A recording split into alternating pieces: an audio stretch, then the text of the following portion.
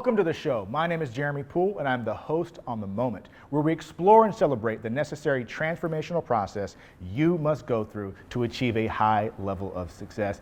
Ladies and gentlemen, I'm so excited. We have the fantastic pleasure to hang out with Ryan Mallory.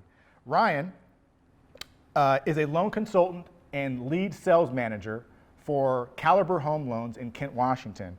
With only being in the business for 3.5 years, Ryan produced over $65 million in fundings in 2019, is already year to date at $80 million, and is on track to close more than or between $140 and $160 million in fundings.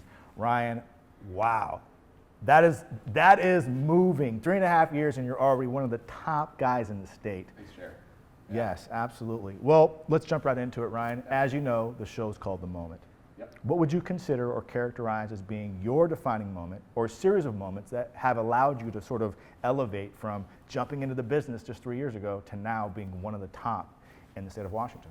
Yeah, I would say my moment or series of moments definitely started in a more of a broken place in my life. Okay.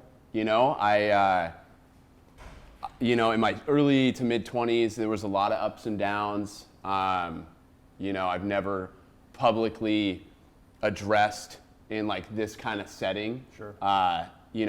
Things that I've struggled with in my life. But, obviously you and I had a conversation, and alcoholism and drug addiction played a big role in my life for a long time. And I think, really the moment for me was, I'd checked myself into a 30-day inpatient treatment center. Okay. I'd come out of that, and like clockwork, I relapsed right out of that. Sure. And the true moment for me was there was a 3-day period where I'd just gone on what you would consider a bender. Sure. Right. And every morning for those 3 days concurrently, I came home and I looked at my fiance in the eyes, and it was on the 3rd day where she looked at me, and it was the first time that I've ever seen her look at me with this lack of compassion. It was almost apathy. Okay. Right, where she was finally there was a resoluteness in her face that was I need to get away from this guy. Wow. He's clearly has no intention of getting sober. Wow. And for me, that really hit me in the gut and the core. And to follow that moment, I think from that day on, when I finally had this really, really forced, humble moment, of saying, okay, I got to do life differently. Yeah. I surrendered to God's love, and I said, all right, well, if I could design any life for myself, what does the opposite look like of what I was doing? Sure. I love that. Yeah. That's absolutely incredible.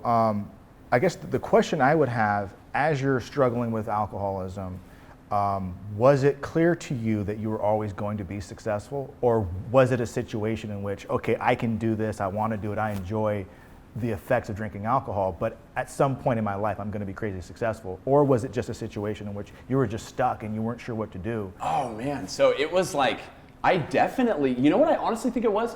I fantasized about being successful for so many years. Yes. But the alcoholism and the drug addiction and all of the things, right? Right. Those things that we do to cope with life. Sure.